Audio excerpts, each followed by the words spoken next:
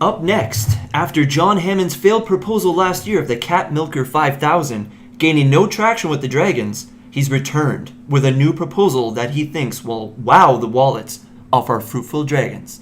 Mr. Hammond, please come in. Yeah, thank you. All right, what is it this time, John?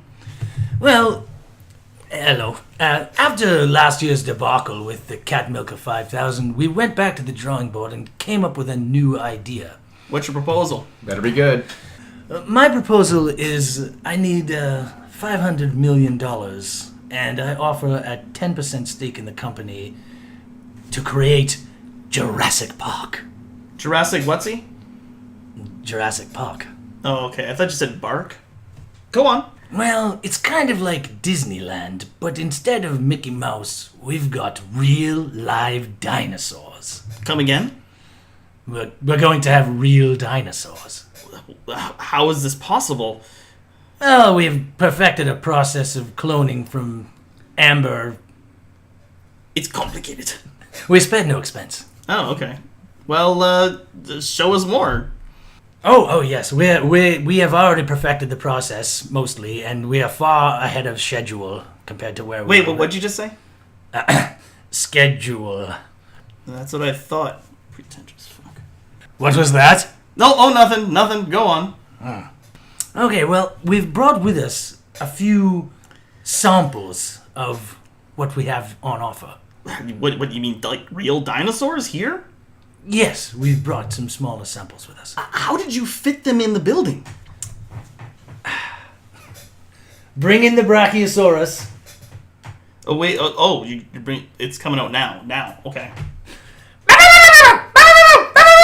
What is this? Hey, down, Dino, down, boy. Okay, this looks a lot like Fred Flintstone's dog. Yeah, explain yourself. These are some earlier prototypes that we built with a restrained budget. I thought you said you spared no expense. We spared some expense. You got something more impressive than this annoying little dog dinosaur thing? I can see you're looking for something a little bit more spectacular. Yeah, spectacular would be nice. We have brought with us a real Tyrannosaurus Rex. What? What? We have a T-Rex. They have a T-Rex? They have a T-Rex. Oh, God. How fast is this T-Rex? We've clocked it at 35 miles an hour. Let's see it. Bring out the T-Rex. Hey guys, What? What's this? I love you, you love me. Oh my god! I'm here for your sweet money. It's Oh Barney! my You God. literally cloned Barney! Why'd you bring Barney? We don't need a Barney. Well, it was an easy start. This is nothing like a T-Rex. No, I expected ferociousness, something that would tear Kevin's head off over here, but instead we got this. This is a park for children. Oh, well. Well, I hope you have something behind your back there, Mr. Hammond, because so far... No, there's nothing You haven't behind my impressed back. us yet, and if you don't impress us soon, I might have to say I'm out. I don't really have anything else noteworthy with me to bring to the table. It looks like you're hiding something behind your back, Mr. Hammond. That's nothing. That's nothing. That's nothing. There's something green behind you there. No, there's nothing green behind me. Hello there, guys. Hi, everybody. It's Kermit the Frog here. Damn it.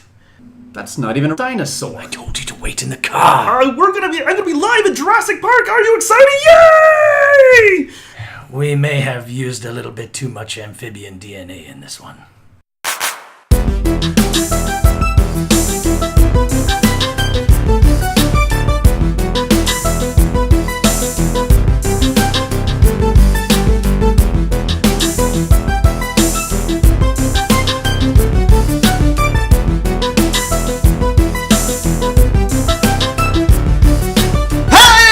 This is JPar, and you're listening to the We Promise Nothing show.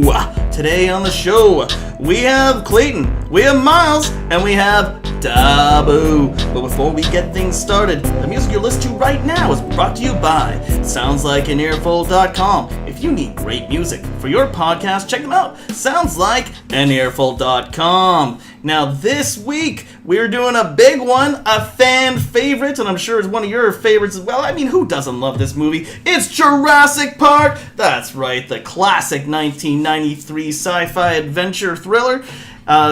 Yeah, I can't wait to talk about this. I mean, who doesn't like Jurassic Park, as I said? But before we get into that, say hello to the crowd, everybody! What's up, guys? I'm ready to take a bite-size... Nope, that's terrible.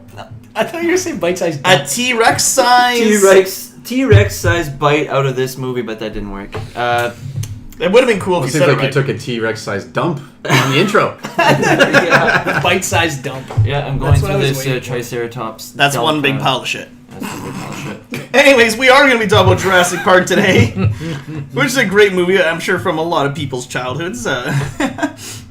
So, yeah, if you haven't heard of this movie, and then who the heck are you, for starters? But I'm sure you know it's about a scientist who has cloned dinosaurs to be in his park, and he brings some scientists and people onto the park to showcase it to them, and things go terribly awry. Story written originally in novel format by Michael Crichton, and of course this is directed by Steven Spielberg, the master himself. And there goes my phone, folks. This is also starring Sam Neill, Laura Dern, Jeff Goldblum, Richard Attenborough. Who you'll remember from all of the BBC series, who has like the greatest voice ever. So that's Hammond.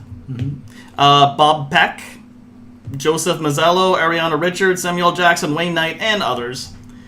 And a lot of dinosaurs as well. So let's get into the facts of trivia presented by IMDb. The film and the book generated so much interest in dinosaurs, the study of paleontology has had a record increase in students. The T-Rex occasionally malfunctioned due to rain. Producer Kathleen Kennedy recalls, the T-Rex went into the heebie-jeebies sometimes, quote-unquote, scared the crap out of us. We'd be like eating lunch, and all of a sudden a T-Rex would come alive. At first we didn't know that it was happening, and then we realized it was the rain. So you hear people start screaming.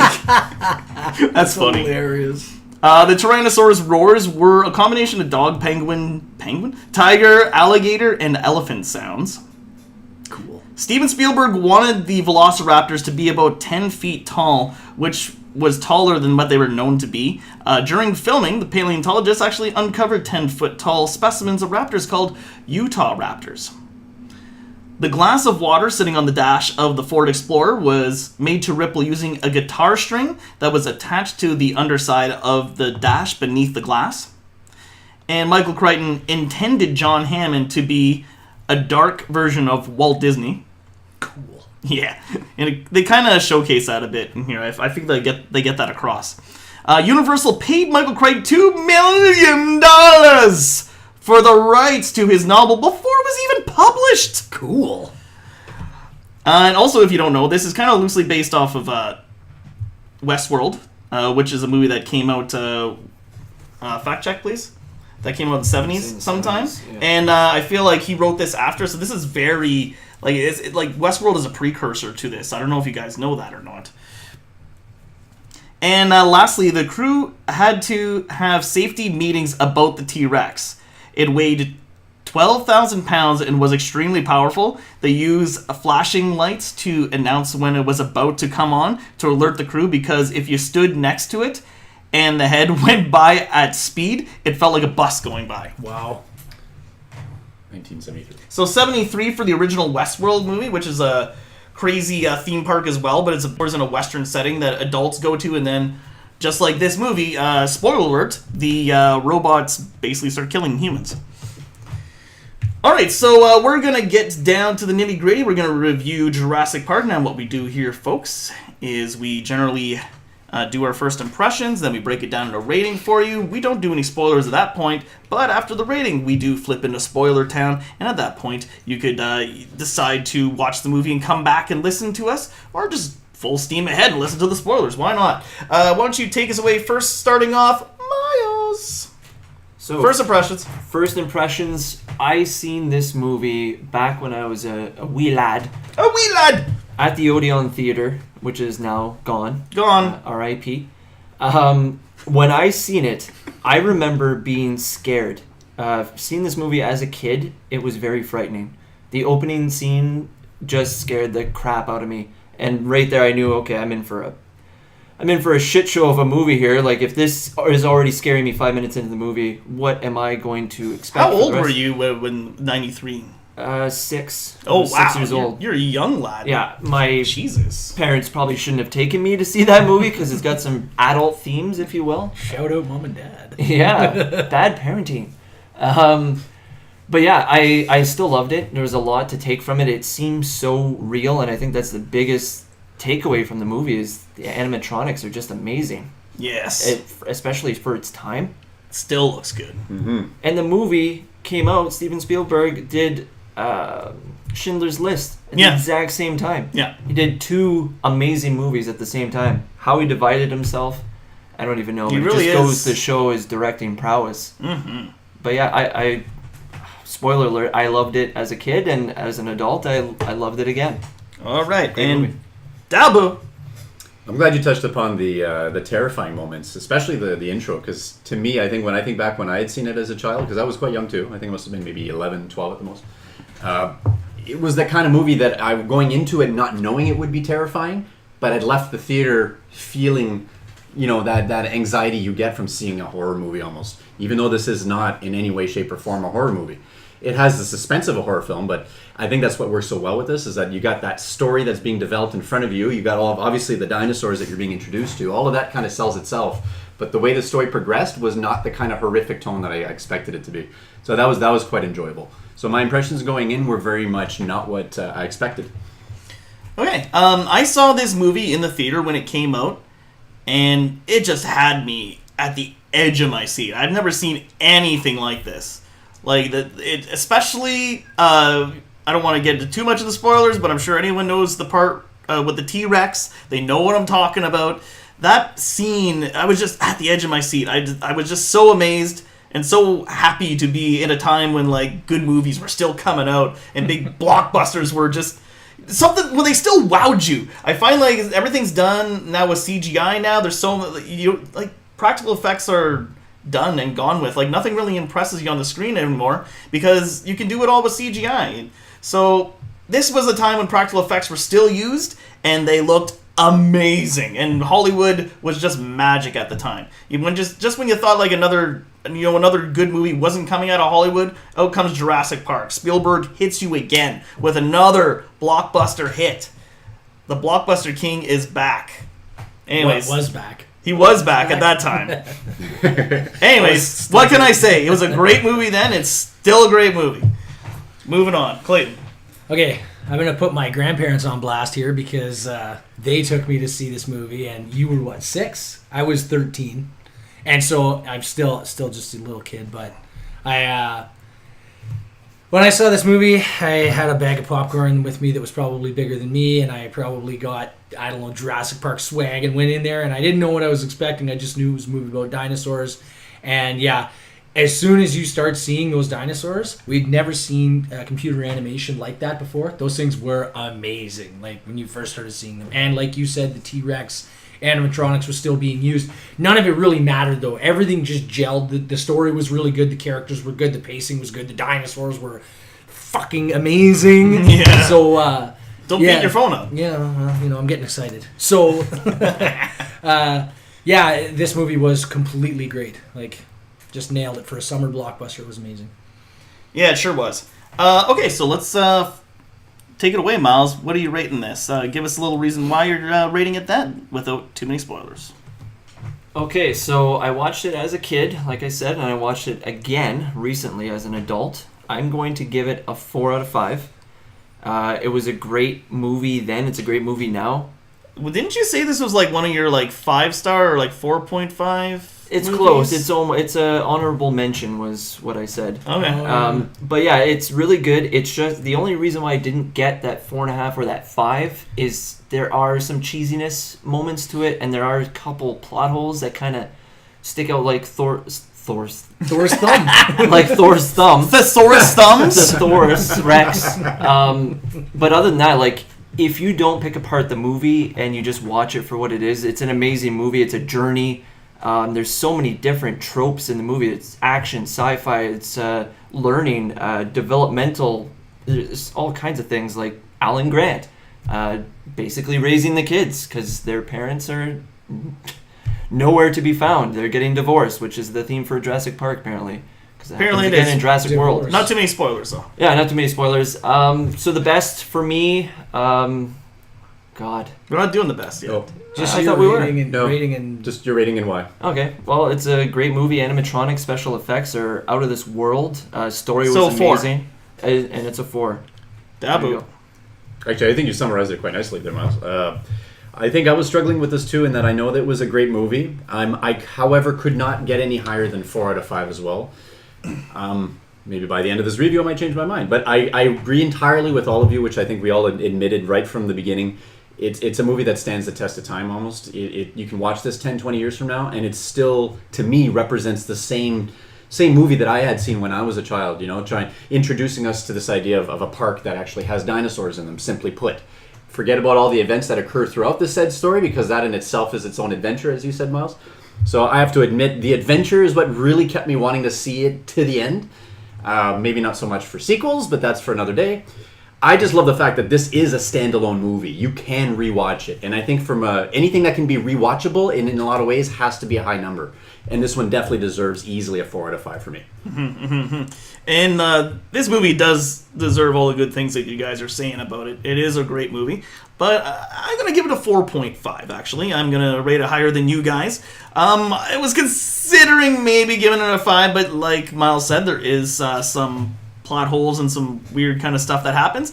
But I mean, it is a great movie that you can watch over and over again. And you know what, as these guys were saying, their families brought them to go see these movies. I would bring my kids to see these movies. I mean, if I had any. But I mean, I don't care. There's not a lot of gore. I mean, it's a thriller. It's great. There's adventure. It's dinosaurs. How could you not want to bring your kids to see it? It's a great movie. yeah, that's true. So 4.5 for me. I'm rating it higher than you guys. I'm giving it more credit. Okay, well, I'm going to give it a 4 because when I saw it as a kid, it was a 5, obviously, because it was like the most amazing thing that I had ever seen. And now, like, I've watched it, I don't even know how many times, but I go back and I can just give it a 4 now. It still holds up. The special effects are still amazing, even to by today's standards. It's still easily watchable. You're not going to look at it and be like, oh my god, that looks like crap. It's really a testament to the quality of the work that they put into it. It earned all of its accolades, and it's one of those movies that had the big budget, but it was luckily also propped up by an amazing script written by Michael Crichton, which really, like Myles said, it's a journey. It really did a good job of telling a great story. Like, it told a good story. Yeah. The kid in me loved the dinosaurs, but the adult in me loved the awesomely scripted narrative. And also, we keep talking about the effects and how the dinosaurs look. I mean, which is the main feature of this movie. But I gotta say, the characters were developed pretty good too, and the casting was great. Mm-hmm. So I mean, there's a lot of other good things about this movie. I just love the fact that we just keep bringing up the effects. We're talking about a movie that is quite a little bit dated. There are some moments I think that where the corniness kind of comes into play. But the point is that whatever dinosaur we see on screen, we know what it is. We don't have to second guess ourselves with it. And I don't know about you guys, but I wasn't picking at little scenes when the dinosaurs were on screen about how ridiculous they looked or how they didn't move or something didn't stand out awkward. Characters maybe on the other hand is a little different. You know what's the best part of this movie? It doesn't end with a sleeping dinosaur that someone has to poke awake to try and fight at the end of it. Oh my god. Jesus, let it go, man. All right, let's get into spoiler down there, Myles. We're gonna get into this movie. What do we like? What don't we like about this movie? We're gonna tell you our best and our worst. Spoiler town, you go first, Myles. I think we're pretty much going to echo all the same points, but it has to be the animatronic work. I think Clayton was saying that we don't see that anymore. We see CG. I feel like everyone just takes a quick way out now, and they put the time and effort into this movie, and it really shows, and that's why it stands the test of time. So yeah, the best for me is definitely the special effects. The worst, I hate to say it, he's the best and the worst, but it has to be Malcolm. I don't know why, but Sometimes Played by Jeff Goldblum. Jeff Goldblum, Ian Malcolm, the chaos theorist, mathematician, or chaotician as he calls himself. Mathematician. Sometimes he plays off really well, and Yeah. it just lightens up the scene because there's a lot of darkness, there's a lot of adult content going on, and he lightens the mood, brings you back to a different place. But sometimes it's a little too light, a little bit too much. Like there's one scene where he's laying down like a Playboy model or Playgirl With his model. shirt unbuttoned. With his shirt unbuttoned, and Like, he's just who like, is this scene he's for? just looking at the camera and it's like, okay, what's happening right now?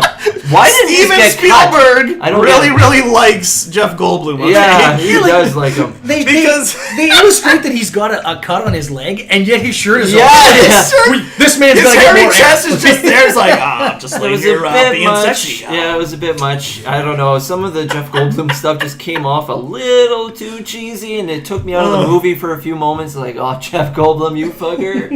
But sometimes he nailed it.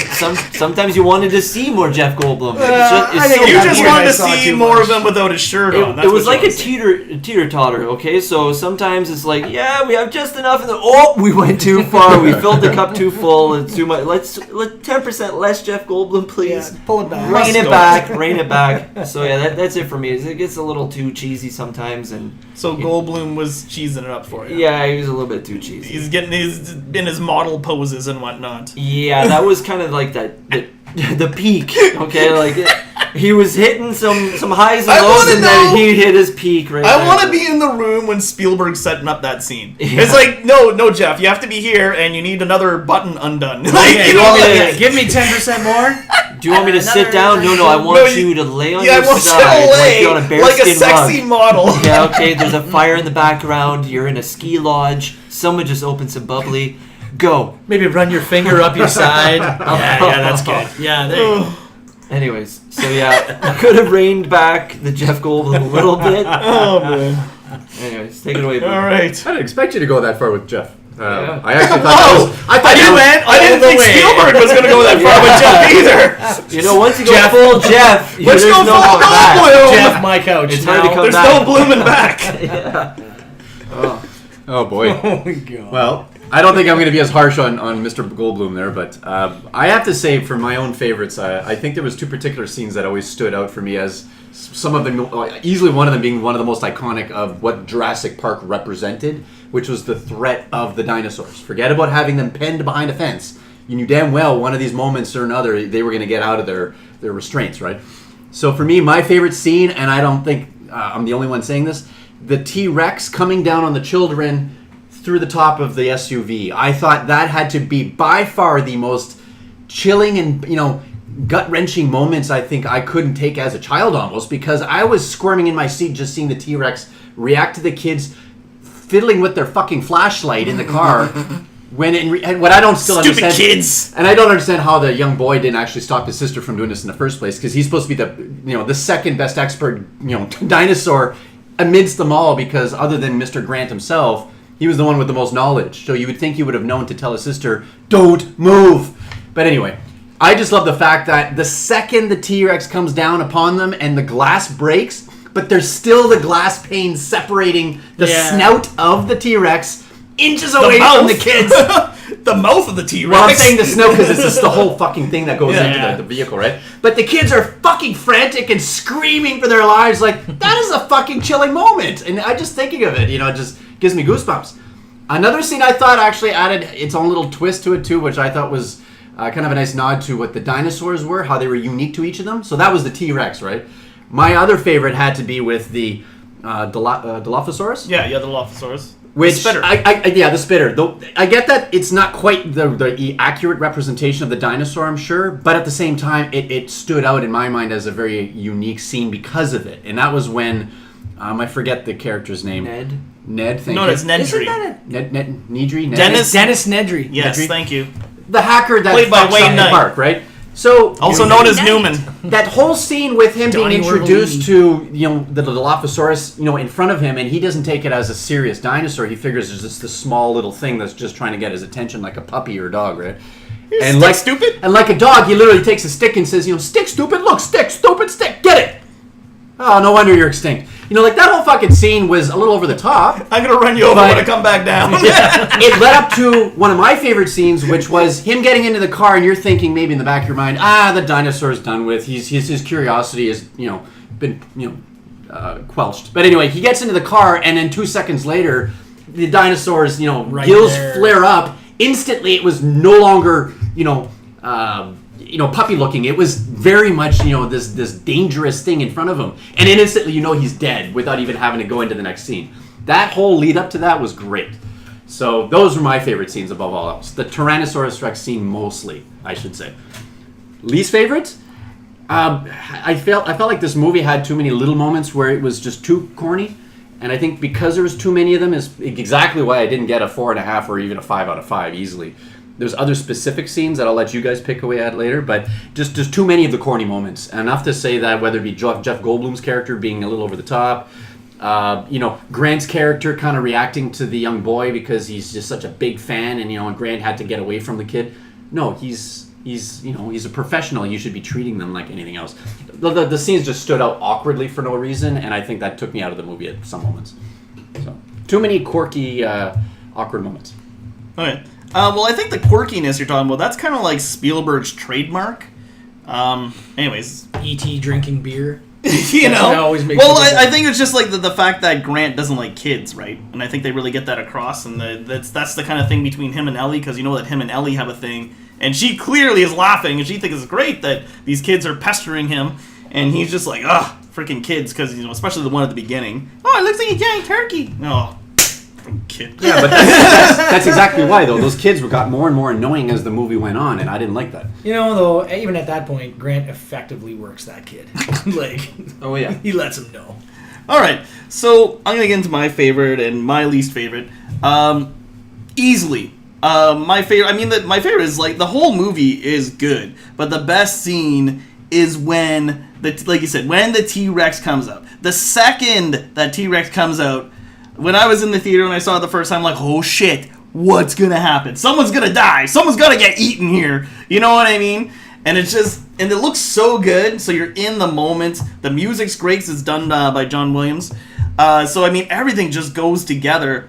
And then it's, like you said, the kids fighting with the light. You're like, fucking kids, fucking turn the stupid light off. Come on.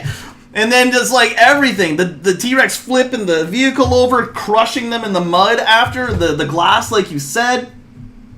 Even when when Grant runs out there and he grabs the girl and he's like, "Don't move, can't see if you don't move." Or I guess is it the girl or the boy? The girl. Yeah, okay. And then it's just the T-Rex goes right up to them and breathes on them. You're like, holy fuck. The whole T-Rex scene is fucking amazing. It's a motherfucking T-Rex. What else are you gonna do? It's an amazing scene. But the whole thing is great from beginning to end. Like you said, the adventure is great.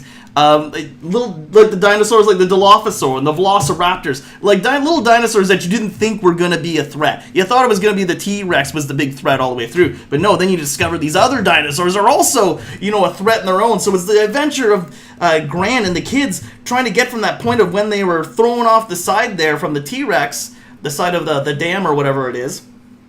Them trying to get all the way back and everything happening in between. It's just done so well. Great movie. Like you said, when I saw it when I was younger, I probably would have given it a 5, but I've watched it probably too many times. I've seen other movies now. So let's get into my least favorite. Okay, as well as the characters are developed, they kind of just write one character off without even a second thought to him. And that's Samuel Jackson's character. Everyone else gets a significant death or a notable death, and it's like they didn't know what to do with his character anymore. So it's oh, well, what's going to happen? What about Sam Jackson? It's oh yeah, well, I guess he'll just be an arm later. Okay. What? What the fuck? So Ellie's going to go turn the power back on, and then she backs up around that corner, and then his arm falls on her. And then she's okay, and then she pulls away, and it's just his arm. Where did the arm come from? Did it fall off the ceiling? If it's just his arm, there's nothing else left of it. How did it get there? Are the Raptors playing tricks? Let's put the arm on her shoulder. That'll really creep her out, right? Look what I'm doing. Yeah, it's what the fuck? Like, that scene, even when I was younger, it's like, that scene doesn't make any fucking sense. And actually irritates me because Samuel Jackson's a decent actor. It's like, oh, what are we going to do with this guy? Oh, he's an arm. Like, get out of here. Anyways, that's my only gripe about this movie. Everything else is great. You know, I wonder if they actually used a mold of his arm or if they just, like, found an arm and just used any arm. Like, was that actually a mold of Sam Jackson's Prop arm, hopefully. Yeah, you know what I mean? Like, Not just was any it, arm. Was it a mold of his actually? And he's like, hey, guys, like, you guys want to use my actual arm? No, we got stock arms in the back. Hold on to your butts. Well, I don't. I With highly that doubt, one arm.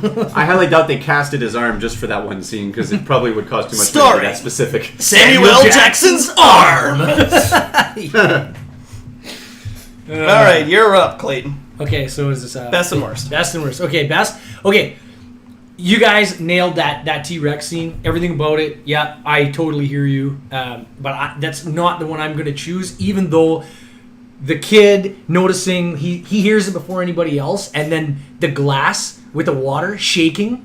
Like, yeah, that and too. they're making you pay so much attention to what's going on in the Jeep that you almost don't even notice that the storm has set in. He does a really good job of bringing focus there, and then when the storm actually hits and all hell breaks loose, you're like, oh fuck, the storm's here, which is probably exactly what they thought. But not my favorite scene. My favorite scene is actually the one where where Ellie and Alan first get to the park, right after they see the brachiosaur. He says, I can't remember what Hammond says, but they look off into the distance and you see way to the horizon. You can see, pretty sure you can see pterodactyls. You see the brachiosaurs and you see the diplodocus herds down by the water, and you're like, this is a whole fucking park. Like, I got goosebumps on my arm right now. Yeah. And the music hits really well, too. Yeah, it's the possibility of everything that you're going to see that's coming next. You're like, yeah, the Tyrannosaurus is definitely a thrill, but they are showing you that this park, they're trying to convince you that this park exists. Like, that scene just goes way into the horizon.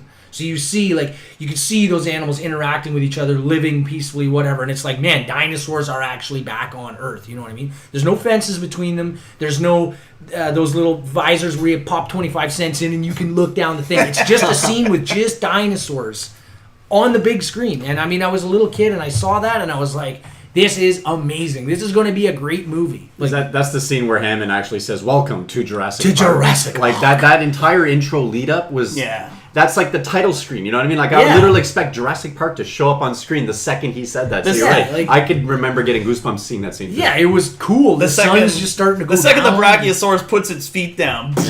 Yeah. Welcome to Jurassic Park. Even, like, and the thing is, too, is that, like, everything that we had seen before that, all the movies I remember seeing before that, were, if you wanted something on that scale, they had like those plasticine miniatures, like a Godzilla movie where it's a guy in a suit, or it's a plasticine stop motion photography miniature, or it's something hand drawn or whatever. This thing, like that Brachiosaurus, looked fucking real. Like, it looked real. They still look really good. They don't quite look real, but they... It's amazing because there's movies nowadays where the CGI looks like shit. Yeah. And you come back to this and it's like... And it's still somewhat convincing, you know what I mean? Like, you still... It's more about, like, what you imagine it to be than, you know, than what it actually is. So that was, for me, that was a really great part. And that, like... because up until that point, I was like, okay, let's see the dinosaurs. Let's see the dinosaurs. You know what? Like, I'm a little kid. I'm seeing this in the theater or whatever. Let's see the dinosaurs. And then you see that part, and you're like, they can do it. They can do this. They can make all of this happen on the big screen. They can do it. And then it's like, okay, what's coming next? What's coming next? And it doesn't take very long. It's a motherfucking T-Rex. Well, it doesn't take very long before the script goes into full swing. They stop with the exposition and the introduction of all the characters, and then they really, like, set the plot into motion. The Nedry fucks with the park, and everything goes down, and hell breaks loose. There's that, and the music, obviously. John Williams. When we watched it last night, actually, I straight up called out. I didn't realize it, but that it was John Williams that did the score. He's got his hands all over this movie, and it hits hard at that scene you're talking about. Too. Yeah, he does his trademark warm strings, and yeah, exactly. Like, they did a really good job. Awesome setup. Awesome setup for everything that was about to come. So, least favorite, or? My least favorite is actually the various plot holes, because there's a couple, like when they're explaining that they used frog DNA to fill in the gaps in the DNA code, DNA chains for the animals. Alan Grant later on in the movie figures out that they're mating, and they say, "Oh, we have all females. We've got all females, and we use frog DNA, and we're making sure that they can't breed so that we can control the numbers." But the idea, the idea that they would have missed the fact that those frogs have known to be asexual and change sexes in a predominantly one-sexed environment, aside, making all of the dinosaurs female was an incredibly stupid move. And I told you about this last night. Yeah. And it's because if you have, I don't know, maybe they thought the females were more docile, but when you have, if there was any chance that a male ever managed to get into the population, it could impregnate as many females as it could get its hands on. Yeah. It would make way more sense to make a bunch of males and kind of maybe try to sedate them a little bit. Because if a female happened into the population, one female gets pregnant, that's not a big deal. Right. You got 30 pregnant Tyrannosaurus Rexes, like, you're in shit creek. You are up there. Like, how Didn't the they fuck only do you track have that down? one, though? I know, but what I'm saying is they had more than one raptor. Yeah, they had more, true. anyway, regardless of how you have it, like there would be differences, and that's one of you're those right, though. holes that it seems less like it seems so obviously contrived that they would have overlooked something like that. But there's got to be some sort of flaw. No, Yeah, I know like there does, MacGuffin, but it's yeah. not like but it's not like an organic flaw. It's not like well they have the frog's DNA is something this and that only produces females. Oh, well, what about when the frogs become males because it's an all one sex environment? Well, we've done this genetic marker up a certain way that really get into the So what science would have of it. been a better one then, if not that? All males, exploding collars on the fucking right around their necks. You get No, out no, the but I paddock, mean, put how on do you your make a dead. story out of it? Is what I'm Oh, no, saying. I'm just That's saying- called Jurassic World. Yeah, that is called They all Jurassic had a World. collar and they didn't use it. No, they didn't. Oh, the pterodactyls are coming this way. Oh shit! What should we do? Nothing. Okay, but 20 minutes earlier you said they had exploding collars. Oh Yeah. shit! I forgot. My point is that they could have just sedated them or whatever. But for me, the idea of making making them all female, all receptive to take males' sperm was just a bad idea. It was seriously. It's a breeding pen. That's what it is. It's a breeding pen. All you need is one male. Yeah, you're right. Get the job done. So that's your least favorite? Is that? Well, there's other. You plot thought they holes. could have- There's other Yeah. plot holes as well, but it's just those plot holes because they seem so incredibly obvious. They take what could have been a 5 movie and those single things drag it down to a 4. Like, there's other things too. There's the manufacturing of the overly violent raptors, because like Jay was saying at the beginning. The raptors were created in the movie to be larger, but this is a movie that's trying to tell you, it's trying to convince you of all of the science and all of the authenticity. Yeah. But raptors were actually the size, like velociraptors were actually the size of turkeys, and they were feathered. Yeah, they had were more very feathers. small. Like they wouldn't do that. There is, however, and the thing is too is that at the time, velociraptors were not, like, outside of the dinosaur community, velociraptors were not very well known. No, they weren't. You know what I mean? Like, even after Jurassic Park made them came out- popular. Yeah, and then, like, the Toronto basketball team named Yeah, themselves the exactly. Raptors specifically on the fame of Jurassic Park. Like, that Yes. was obvious. But they stole the design for the velociraptor from the Deinonychus. It's actually a larger dinosaur Okay. that looks a lot like a raptor. Looked like a mini T-Rex, basically. Yeah, and it's got the claw. except it has good arms. And it's got Yeah. the claw. But the point is that if they were doing this, did they not want people, like, was Deinonychus not a cool enough mainstream name? Like, raptor just sounds... Velociraptor. The Velociraptor. Yeah, exactly. Like, Okay, that's something you gotta take with a little grain of salt in this. Is like you do gotta realize that the dinosaurs that they portray in this movie aren't necessarily like what they would have looked like, especially. Oh, no, I know and, that. and Like- it changes all the time anyway. So even if Yeah. they fabricate a little bit with their dinosaurs on this, like their facts still wouldn't have been right. Like by the time we got to 2017 now. Like, I mean, how many times do they find like dinosaurs? They're like, oh, we're actually wrong about. There was never such thing as a brontosaurus. They're all this kind of dinosaur, you know? Yeah, like, but at the time, they did know that raptors were not. They knew about raptors. Raptors were basketball players in Toronto. well, soon after, they became basketball players. I do have to bring up a scene I thought that I didn't realize up until you two had been told. Do you guys remember the scene I'm referring to? Okay. And I watched it and I heard it. All right, so I'm going to challenge anyone who can watch Jurassic Park, make it up to the scene where I forget his name again. Dennis Nedry. So played by the hacker, the evil hacker, as we'll call him. Evil Newman. When he's trying to take the cable off of the winch and he's about to walk down the little hill to I guess, clamp the cable to the tree down the slope. Well, I dare you not to hear the cartoon-like sound effect when his feet come from under him, and you realize, like, did I just hear that? And I had to have you replay it before you caught it. I fucking and when heard I told it you too. listen for it, you heard it too. Funny. So that scene in itself, even though it's still one of my favorite scenes because of the dinosaur that's being introduced in that moment, that's one of those little details that took me out of the scene. Like, wait, what? Why is it suddenly a cartoon? But Jason went as far as to admitting that, I can explain that. The cable came out of the winch really fast. So it went back really fast, like... Yeah. But seriously... But like you said, it was very... Like, it was perfectly timed. Yeah, it was perfectly timed. Where the noise was just like as his feet go out from under him. That was definitely a Three Stooges sound effect. It almost sounds like when cable reel. It almost sounds like when he hits the ground, you should hear the kettle drum there. Boom. Boom. You know what I mean? So I thought I'd mention that because that honestly, it's not to say ruins the movie, but it's those little things that you add them up but now that I've heard it, I can't unhear it. Yeah. That's the thing, and I watched this movie so many times. I never heard that sound until you pointed it out to me, and then I can't unhear it after. I'm just like, oh my god, it totally sounds like they added it. It comes out of my movie collection from the thriller section, and it's going in the comedy section. Yeah, it's beside my Best of the Stooges. All right, guys. Any final comments?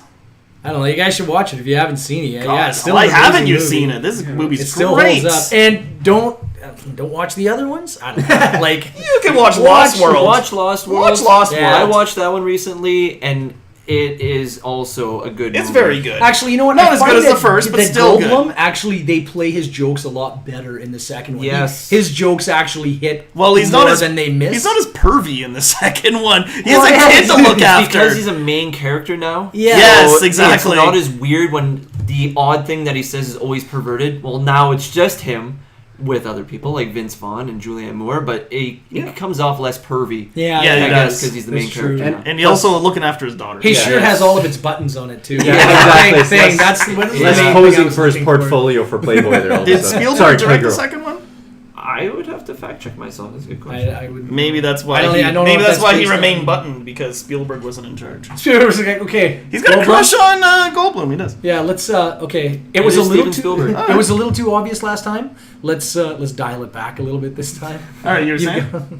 Yeah, no, I was just saying that's the less scenes that we need him posing for some kind of a magazine. So yeah, I'm glad there was less of that in the second one. You're right though, because he's the main focus in the second story, and don't forget he's a parent in this one. So that kind of adds a little more seriousness to his role throughout the movie itself too. But that's a review for another day. That is. That one also has an awesome T-Rex scene. Yep. Okay, so if you haven't checked out this movie, then definitely check it out. It changed how movies were made. Definitely, I would say that. Would you guys agree? I would agree. I would agree. And it set the standard. Yeah. The landscape Even today. was forever changed. I will warn you though, if you're a Samuel Jackson major fan, be aware he's not doesn't have a major role in this one. He's an arm. He does. No. There's the two stages of Samuel L. Jackson. Hold on to your butts. There's Mr. What's his name, Mr. Allen, and then there's or Mr. Russell. I can't remember his last name. And then there's Mr. Russell's arm. His character and his arm were both needed in this film, but don't expect any more than that. I'd never seen anybody droop a cigarette that low out of the mouth before. Like seriously, like he is just not. He was giving. smoking the butt at one point. He was, yeah. Even my Yeah, girlfriend he was was, saying, yes, "Would he you was." throw out that cigarette? It's done." And then he takes another haul. Yeah, Hold like, on, you're just The smoking filter now. That's where they smoke. That's where they This store guy's the good tough. stuff. That's a tough guy. He's I tough. also thought it was funny. He's like, "Oh, look at this workstation." He clears everything Such off, a pig. but yet he's like smoking. Yeah, He's no the only ashtray to be one. found around. Only one smoking, by the way. No one Yeah. else is smoking in there, but they allow him to smoke Very in there rude. anyway. Yeah. It's like, what? That's Sam Jackson's It's like, I'm not gonna tell lightsaber him. in that I'm not movie. gonna tell him to stop smoking. Call me a motherfucker. Have you seen his other movies? All right, so check this movie out. Fucking shock. Not Cretaceous Park, Jurassic Park. Oh, nice. All right, so if you like reviews like this and you want to hear more, then even if you just want to see our handsome faces, you can check us out on Late Night Ticket on Eastlink. It's on channel 10 at 10 on Monday, 10 at 10 in the Sudbury area. It's also on demand if you have Eastlink, so you can probably find it outside the Sudbury area. Also, give us a big old like on Facebook, because we like when you do that. You can follow the conversation at We Promise Nothing. Drop the G on Twitter. And this video, you are going to like, subscribe, share, and leave a comment below because you like us that much. This is JPar signing out. Clayton Knott writing a strongly worded letter to Jeff Goldblum about the necessity of chest hair. What? Whoa. I was like, I'm just gonna leave now after that weird comment. bye-bye. Spielberg and I have something in common. So you also have a man crush on Open Goldblum. buttoned male shirts. You also have a crush on Goldblum? And David Hasselhoff. You just like the hairy chest. Don't hassle the Hoffman. Don't hassle the man. Hoffman. Anyways, yeah. If you disagree with anything that you've heard on the show today, or if you can remind me what I'm supposed to say at the end of this speech, leave a comment below. But as always, we promise nothing. Good night. Yay! Yay! It's gonna be frog here. That's one big pile of shit. Faster. Must go faster.